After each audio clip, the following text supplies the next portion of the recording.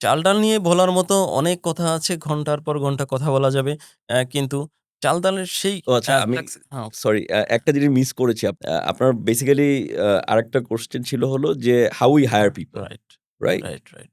You wanted to know how we hire people. So আমরা যখন একজন ব্যক্তি চাল-ডালে আসে, আমরা ১ম এ চিন্তা করি যে সে চাল-ডালের কি দিতে পারবে, কিভাবে সে কাজ করতে পারবে, তার মাইন্ডটা কিভাবে চাল-ডালের সাথে অ্যালাইন হইতে পারবে।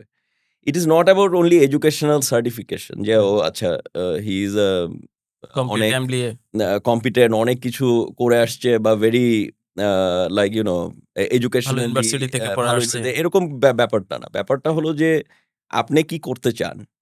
এবং ওকে, যেহেতু এটা একটা বড় ইনফ্রাস্ট্রাকচার, জি। আপনাকে অনেক জায়গায় আমরা প্লেস করতে পারি।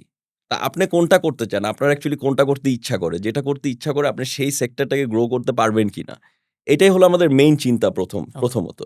Secondly, if it is a technical area, যেরকম ধরেন আপনি আ ডেটা নিয়ে কাজ করবেন।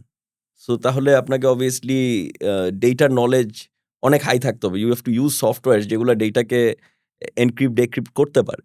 সো তাহলে সেটা টেকনিক্যাল জায়গা। তো সেটার জন্য obviously there will be technical people who will assess যে আপনি কি সেই জায়গাটার মধ্যে আ ফিট কিনা। Okay, fine.